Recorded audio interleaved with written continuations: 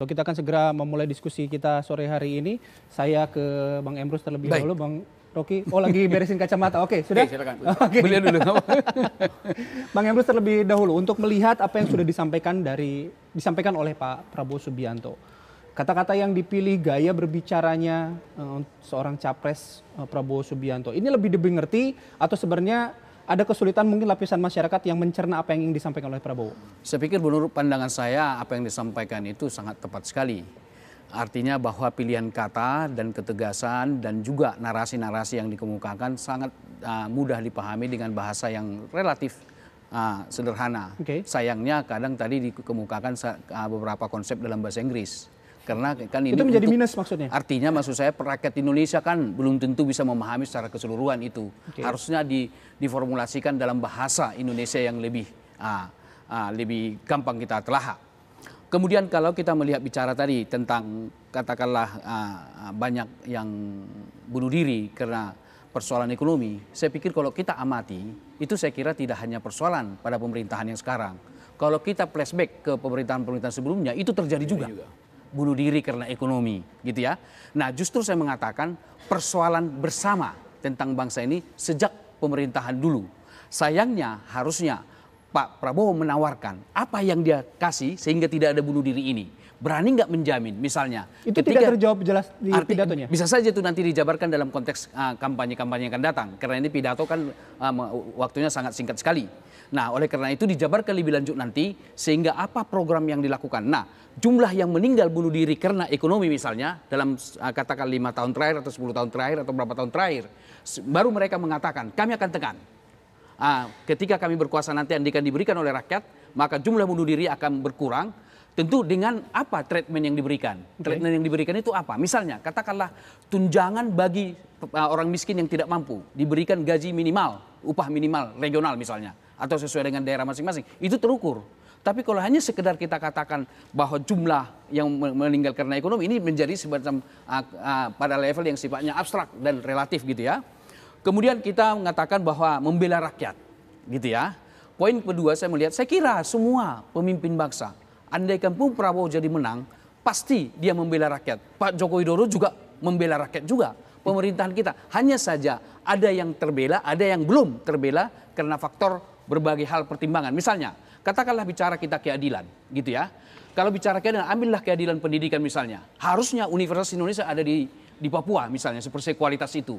Apakah kita mampu secara ekonomi melakukan itu misalnya? Atau ada ITB misalnya katakanlah di Kalimantan misalnya, anggap dari sudut ekonomi. Jadi keadilan yang merata keseluruhan saya pikir sangat tergantung daripada kemampuan dari suatu negara itu mewujudkannya di dalam kemampuan secara ekonomi dan lain-lain sebagainya. Kemudian persoalan utang katakanlah digunakan untuk gaji.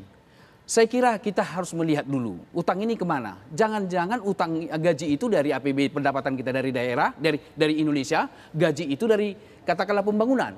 Nah ini harusnya Pak Prabowo menguraikan. Lebih clear begitu ya maksudnya? Artinya lebih clear bahwa gaji yang utang yang kita peroleh kita alokasikan untuk ini, dialokasikan untuk ini, dialokasikan untuk gaji misalnya. Saya tidak bisa yakin bahwa utang itu untuk gaji untuk semua untuk gaji, enggak juga begitu ya. Seharusnya itu di breakdown. Kemudian persekusi, saya terus terang setuju saya. Dari siapa untuk siapapun persekusi tidak boleh oleh siapapun. Nah, oleh karena itu sejatinya dari siapapun kepada siapapun persekusi harus kita tolak. Begitu ya. Nah, kemudian dia sebut adalah ulama harus dilindungi, tidak boleh persekusi. Kalau saya berpendapat harusnya Pak Prabowo menyampaikan itu, pengertian ulama harus didefinisikan lagi semua pemimpin agama. Oke, baik. Definisi ulama itu tidak boleh dilakukan persekusi. Jangankan dengan ulama, dengan rakyat siapapun Indonesia pun tidak boleh. Demikian. Saya langsung ke Bang Rocky. Iya, saya mendengarkan orang itu dan saya pikir Prabowo menemukan sinopsis dari problem bangsa ini. Yang pertama adalah soal kedaulatan. Yang kedua adalah soal kemajemukan berbangsa. Dan yang ketiga adalah soal penderitaan itu. Dan formulasinya terlihat dia kuasai. Karena itu saya bisa menduga bahwa pasti ada teks. Tapi saya kira diabaikan teks itu.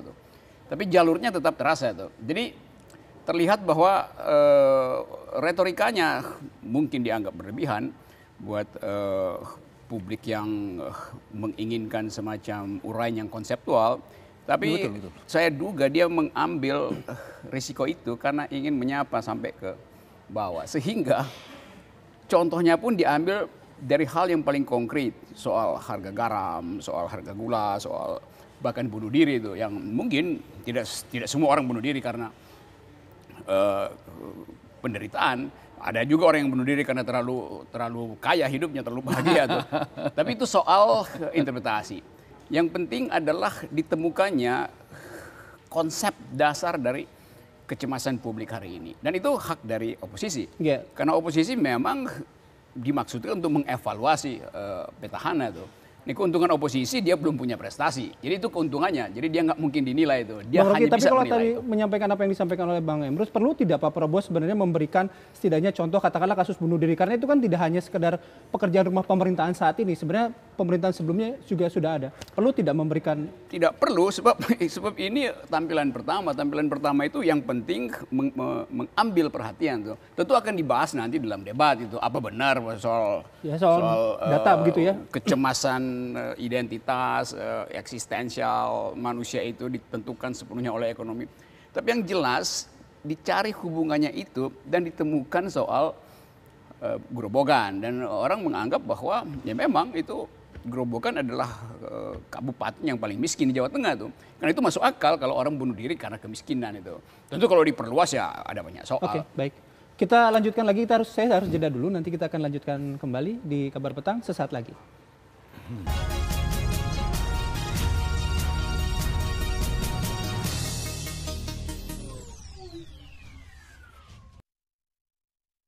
Ya, kita kembali berdiskusi dengan Bang Emrus juga Bang Rocky. Bang Emrus, saya ke Bang Emrus dulu aja.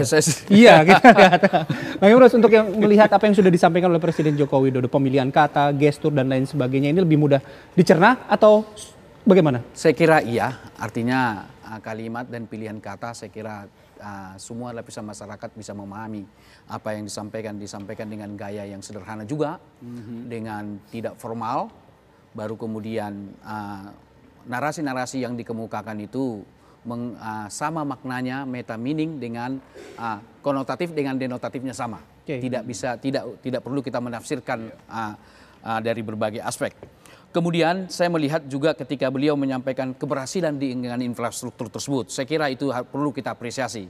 Saya terus terang kemarin ketika liburan, saya mencoba itu jalan tol. Saya melihat di berita, apakah benar sedemikian gitu ya? Trans Jawa maksudnya? Iya betul. Okay. Saya kendaraan sendiri mobil saya sampai ke Semarang. Saya tidak berani lanjutkan ke Surabaya karena saya sudah lelah. Sangat bagus sekali. Terus terang saya mengatakan di kiri kanan begitu sawah dan kebun. Kita melihat sangat indah sekali. Dan bahkan saya melihat dari situ kita melihat ada budaya yang baik. Artinya bagaimana masyarakat Indonesia yang ada di Pulau Jawa bertani dengan baik. Artinya itu sebagai suatu kebudayaan. Nah, yang saya maksud adalah ketika jalan tol ini atau infrastruktur ini dibangun antar desa di seluruh Indonesia, bisa terjadi interaksi antar manusia, di situ bisa ada proses pembelajaran. Kemudian saya mau katakan bahwa infrastruktur yang disampaikan oleh Pak Joko Widodo hanya dari aspek ekonomi saja. Sebenarnya masih ada keuntungan-keuntungan lain dari di samping ekonomi, yaitu apa? Kebangsaan. Dengan demikian bahwa pelayanan publik kita nanti akan lebih cepat. Kemudian ini adalah menghubungkan antara satu daerah dengan daerah lain yang di berbagai pulau. Sayangnya harusnya itu dilakukan di seluruh Indonesia, tidak hanya katakanlah tersambungnya tol itu di Pulau Jawa, tetapi tersambung juga. Dengan keadilan itu ada di Papua, ada di Kalimantan, ada di Sumatera. Nah, seharusnya tersambung semua. Demikian saya tidak tahu nanti periode yang akan datang. Kemudian adalah infrastruktur itu hanya dari aspek pencapaian ekonomi. Sayangnya, terus terang baru-baru ini kita dapat berita di mana dari penjelasan tadi berarti Kementerian PUPR sebagai primadona kan dari penjelasan tersebut. Tetapi baru saja ketangkap pejabat daripada PUPR. Ini adalah catatan buruk daripada kementerian yang merupakan primadona bagi Joko Widodo. Nah, saya kira menurut saya idealnya kalau memang katakanlah pemerintahan yang akan datang dilanjutkan oleh Pak Joko Widodo, rakyat memberikan kepercayaan itu, sudah sejatinya kementerian atau katakanlah inspektorat itu ditarik dari semua kementerian. Tidak di bawah menteri. Kalau dia di bawah menteri, dia akan dibawa kendali oleh menteri. Jadi ada kementerian inspektorat di bawah langsung presiden yang merupakan tanda kutip KPK kecil. Oke, itu sudah disampaikan. Tapi apa yang disampaikan Pak Jokowi kan hanya satu isu, infrastruktur. Memang Betul. itu jadi unggulan dari Pak Jokowi. Tapi Iya, betul. apakah tidak ada isu lain setidaknya yang seharusnya dikeluarkan oleh Pak Jokowi? Harusnya itu dikemukakan. Keberhasilan-keberhasilan di semua kementerian. Itu ya. Saya terus terang mengatakan bahwa banyak kementerian kita ini boleh saya katakan itu sembunyi gitulah. Tanda kutip. Kenapa? Mereka tidak menggelorakan hasil-hasil pembangunan itu. Boleh jadi, kita tidak tahu. Misalnya katakanlah bagaimana Kementerian Kehutanan, bagaimana Kementerian Pendidikan, bagaimana Kementerian katakanlah Perdagangan dan lain-lain sebagainya, keberhasilan-keberhasilan. Harusnya memang para menteri secara proaktif menggelorakan itu, tidak hanya tugas Bapak Presiden. Nah ini saya melihat belum direspon oleh para kementerian kita, utamanya biro-biro komunikasi di kementerian tersebut. Belum berjalan maksimal. Oke, saya langsung ke Bang Rocky. Ya tadi saya dengar memang enak itu, 6 jam dari Jakarta ke Solo. Artinya kalau Pak Jokowi pergi jam 10, dia tiba di Solo jam 4. Jadi dia makan pagi di Jakarta, lalu makan malam nanti di Solo. Di dalam 6 jam itu ada hak dari warteg di Tegal yang tidak didatangi oleh pelanggan. Ada toko-toko souvenir di Pekalongan batiknya nggak lagi didatangi orang. Ada bawang dan telur asin di Brebes yang nggak didatangi pengunjung karena orang langsung dari Jakarta ke Solo. Artinya dalam 6 jam itu Pak Jokowi mematikan usaha kecil sepanjang Pantura. Itu akibat dari jalan tol. Desa-desa di situ, supir-supir truk nggak lagi makan di situ. Jadi matilah ekonomi di situ tuh. Saya terangkan paradoksnya itu. Yang kedua, jalan tol itu membelah justru kebudayaan. Majelis taklim jadi 2 tuh, sebelah kiri sebelah kanan nggak bisa ketemu lagi. Ibu-ibu yang biasanya arisan nggak bisa ketemu lagi. Pas dia ketemu ya Lebaran, karena untuk nyebrang di situ nggak bisa.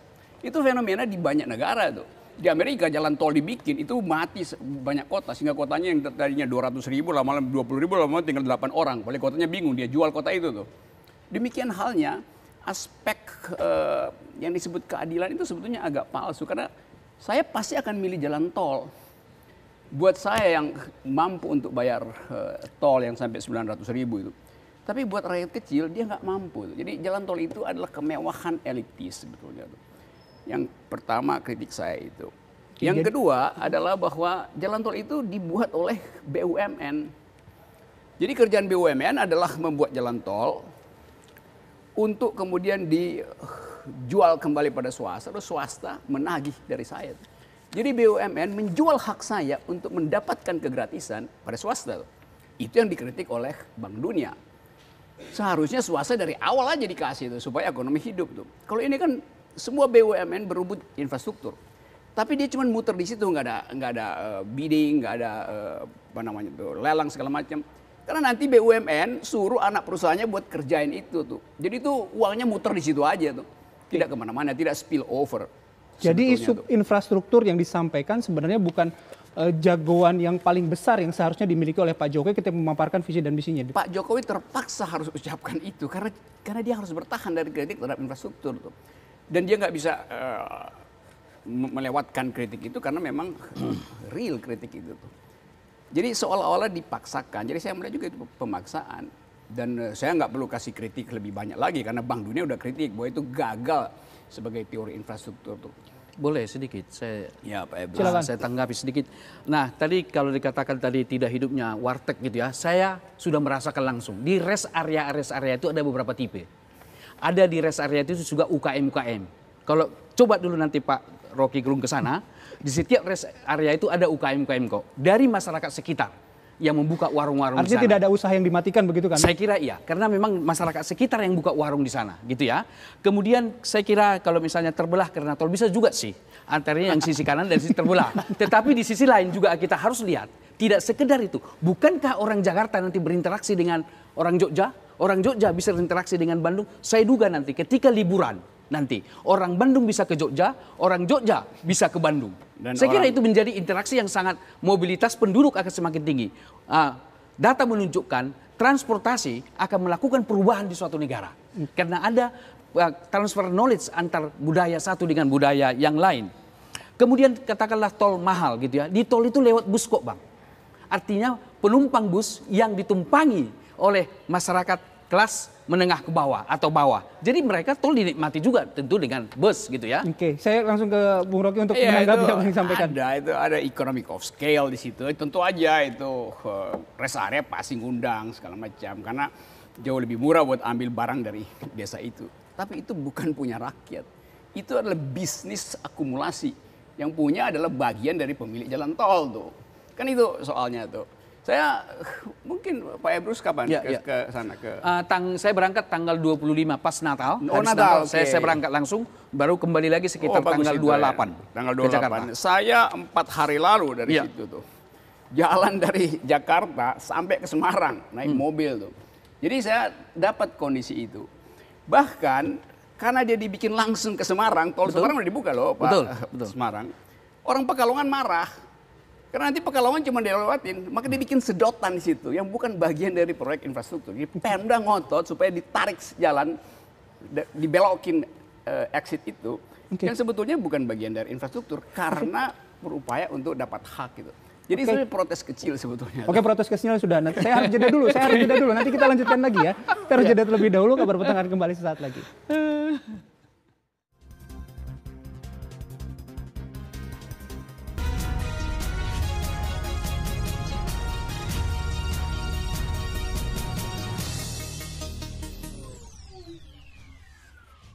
Nah, kembali di Kabar Petang kita akan langsung meminta pendapat dua narasumber yang sudah hadir. Bang Rocky sudah melihat apa yang disampaikan Pak Joko Widodo dan Pak Prabowo yang terakhir. Ya Pak Prabowo lebih tanpa beban. Karena itu dia di ujung bahkan propose ya ikut bergabung dengan pemerintahan kami. Jadi ada semacam optimisme sekaligus ya gimmick kecil lah buat menggoda. Gimmick kecil itu menimbulkan citra yang berusaha menimbulkan citra yang positif. Pasti dalam upaya itu tuh, karena menawarkan bonus pada pemerintah. Jadi kan jalan pikirannya Anda udah pasti kalah, maka kami bonuskan itu, ikutlah antara walaupun. Jadi itu teknik kecil lah itu. Nah, Pak Jokowi memang harus konsisten untuk mempertahankan citra pemerintahan beliau itu dengan menyebutkan segala macam sukses. Tapi kalau kita mau bikin semacam konklusi, orang nggak akan bertanya apa yang dilakukan selama ini, infrastruktur. Ya itu seperti orang bilang apa namanya tuh, you cannot see the wood for the trees itu. Menggambarkan pohon ini pohon, tapi orang bertunggu ini hutan apa? Ini hutan lindung atau hutan produksi? Ya poin saya, kalau diterangkan ini keberhasilan ini pohon tumbuh di mana-mana, pertanyaannya adalah growth-nya berapa? Kan pertumbuhan ekonomi cuma 5, sekian kan. Bagus nggak? Bagus pertumbuhan itu. Bila pemerintah sebelumnya pertumbuhannya lebih kecil, 3 atau 2. Faktanya SBY lebih dari itu kan. Jadi orang akan bilang berarti gagal. Jadi itu kesulitannya. Jadi memang itu petahana selalu begitu.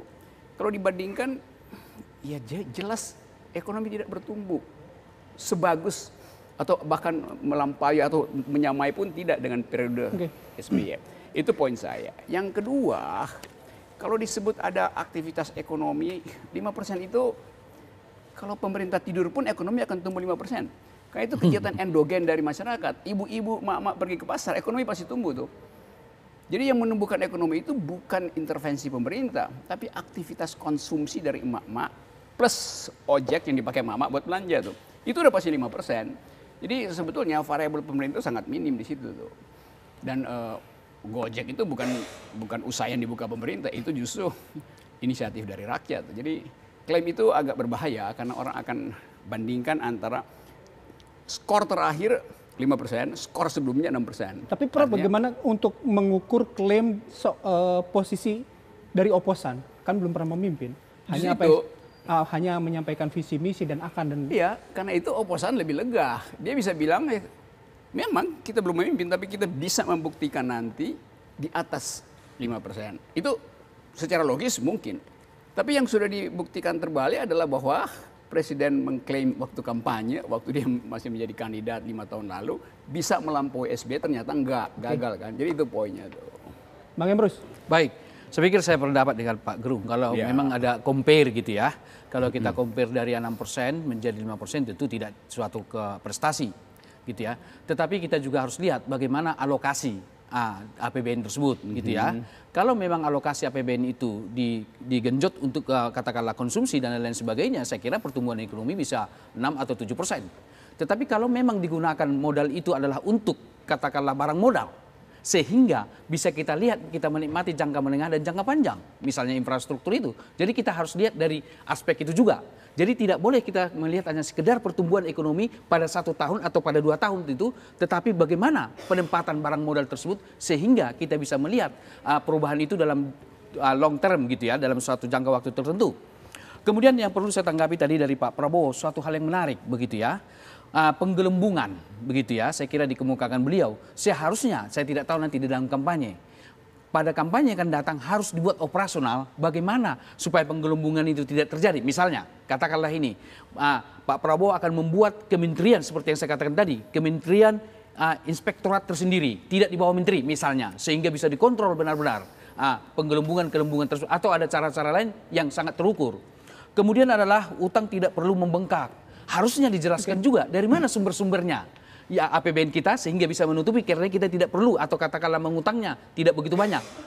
Ini saya kira perlu dielaborasi lebih lanjut nanti, ini masukan bagi tim Prabowo. Kemudian ada yang saya menangkap adalah di situ meta meaning, yaitu beberapa kali bahwa jangan diintelin Sianu, jangan intelin Sianu. Itu meta meaning. Bisa itu bermakna bahwa tidak boleh mengintelin, tapi boleh jadi itu indirectly menunjuk kepada satu rejim tertentu. Saya kira sebaiknya itu bisa bermakna ganda kalimat tersebut. Yang terakhir saya mau katakan, dalam hal ini Prabowo saya pikir suatu pemimpin yang satria juga. Kenapa? Mengakui keberhasilan daripada Joko Widodo. Yang terakhir dari segi SDM, sumber daya manusia, saya setuju sekali. Pembangunan Jepang ketika Perang Dunia selesai, itu Jepang tidak begitu maju. Tapi pembangunan sumber daya manusia sehingga mereka melejit. Kunci keberhasilan suatu negara adalah pembangunan. Hanya saja catatan saya khusus misalnya katakanlah di kementerian. Orang-orang yang mau studi lanjut di kementerian harus dites secara nasional. Tidak karena pimpinan yang menentukan bawahan sehingga itu yang dikirim. Sehingga ada di sana kolaborasi antara kerjasama dengan satu dan lain. Jadi ada tes nasional bagi semua pegawai negeri di Indonesia. Oke, Bang Emrus tadi sudah menanggapi. Saya kasih kesempatan Bang Rocky juga menanggapi. Singkat, padat, jelas. Iya, itu benar. Proyeksi itu ditentukan oleh hasil hari ini. Jadi Pak Emrus benar, itu demi yang depan. Tapi yang sekarang itu nggak cukup sebagai fondasi. Energi kita terbatas. Apa yang mau ditambah itu? Jumlah listrik yang tersedia makin lama menyusut. Jadi bayangkan misalnya kalau dalam 1 tahun ke depan misalnya blackout seluruh Pulau Jawa itu tuh karena power plant-nya nggak mampu memproduksi listrik gitu. Itu jalan tol yang dibikin itu mati lampu semua tuh. Jadi orang tabrakan semua di situ kan. Kan itu soalnya. Jadi selalu ada trade off tuh. Jadi kalau kita cuman sekedar melihat proyeksi, ya mungkin proyeksi. Tapi faktanya kecukupan infrastruktur itu, energi terutama, tidak bisa disediakan oleh pemerintah. Itu poinnya. Poinnya sudah didapat. Terima kasih Bang Rocky Gerung, Bang Emrus juga terima kasih Terima sudah kasih hadir bersama kami di Kabar Petang.